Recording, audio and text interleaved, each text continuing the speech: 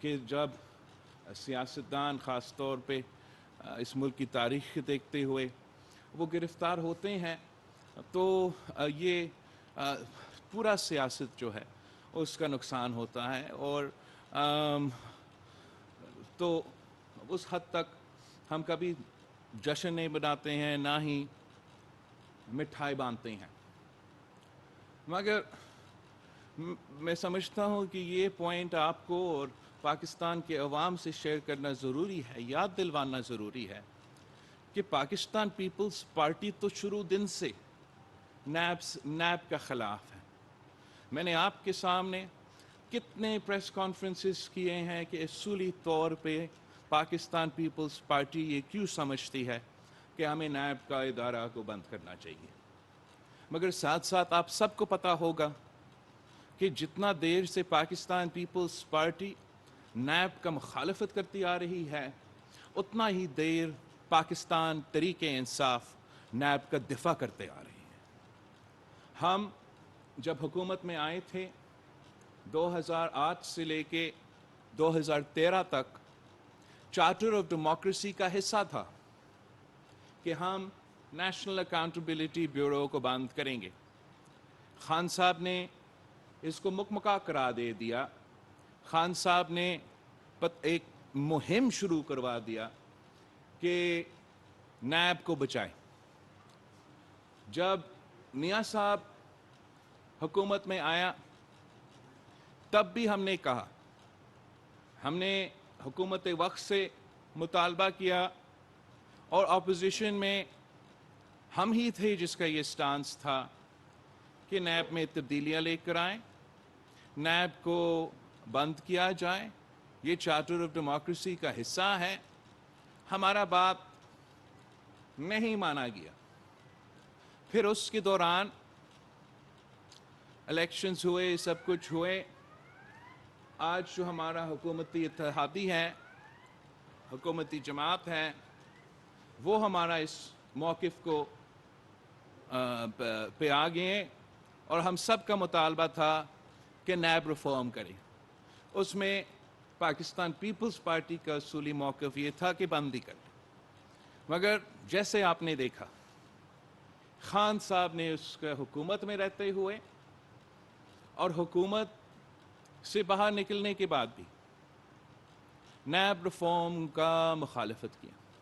حکومت میں کہتے تھے کہ ہم اس کو اس لیے پریشرائز کر رہے ہیں تاکہ وہ اس نیب ریفارم کے تھرو ہمیں این آر او دلوا دیں.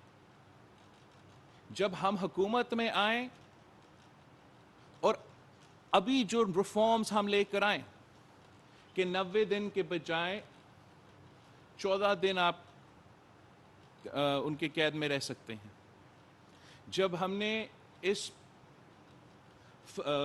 پوائنٹ کو، اس سے پہلے نیب میں آپ گلٹی تھے جب تک آپ اپنے آپ کو انیسنٹ نہ پروف کریں. جب ہم نے کہا کہ اب اس کا ہم ترمیم لے کر آئیں تاکہ ہم انٹرنیشنل سٹینڈرڈز کے مطابق لے کر آئیں کہ you are innocent until proven guilty، یہی خان صاحب نہیں مانے. خیر، ہم وہ ترمیم لے کر آئیں اور ان ترمیم کا سب سے پہلے جو سیاستدان ہے جو فائدہ لے رہا ہے پاکستان پیپلز پارٹی اور پی ڈی ایم کے نیب ریفارم سے، وہ خان صاحب خود ہے. افسوس کے ساتھ کہ الزامات سنگین ہیں. الزامات یہ ہیں کہ یونائٹڈ کنگڈم کا این سی اے کا جو ان کا اپنا کرپشن کا ادارہ ہے، انہوں نے 190 ملین پاؤنڈز، میرا میتھ اتنا اچھا نہیں ہے، میں نہیں بتا سکتا ہوں، اور ویسے anyway جو ایکسچینج ریٹ اس کا کیا ہوگا، 190 ملین پاؤنڈز پاکستان کا پیسہ ہے، سندھ کا عوام کا پیسہ ہے، ان کو یہ پیسہ دیا جائے. خان صاحب وقت کا وزیر اعظم تھا, احتساب کا بڑا بات کروانے والا وزیر اعظم تھا, اور جب 190 ملین پاؤنڈز یونائٹڈ کنگڈم کا حکومت نے پاکستان بھیجنا چاہا, پاکستان کا حکومت کو واپس دلوانا چاہا, خان صاحب کو موقع فراہم کیا گیا کہ وہ اپنا دعویٰ کہ پاکستان کے عوام کا لوٹا ہوا پیسہ وہ واپس لے کر آئے گا. جب اس کو یہ موقع ملا کہ 190 ملین پاؤنڈز پاکستان کے عوام پاکستان کو واپس دیا جائے, he abused his office. He abused the office of the Prime Minister of Pakistan. He deceived the cabinet of Pakistan. And in a hidden envelope, اس نے یہ جو 190 ملین پاؤنڈز کا جو تفصیل تھا پاکستان کا عوام کا پیسہ کے بارے میں جو یونائٹڈ کنگڈم نے بھیجا تھا, اس نے ایک سیلڈ انویلوپ میں اپنا کابینہ سے زبردستی یہ بات منظور کروایا کہ اس کو بس آپ اگری کر لے جو بھی اس ڈاکیومنٹ میں ہے. میں پاکستان تحریک انصاف کے ہر کابینہ کا جو ممبر تھا اس دور کا, میں ان کو چیلنج کرتا ہوں کہ آپ اس بات سے انکار کریں, آپ اس بات کو ریجیکٹ کریں, تردید کریں کہ ایسے نہیں ہوا.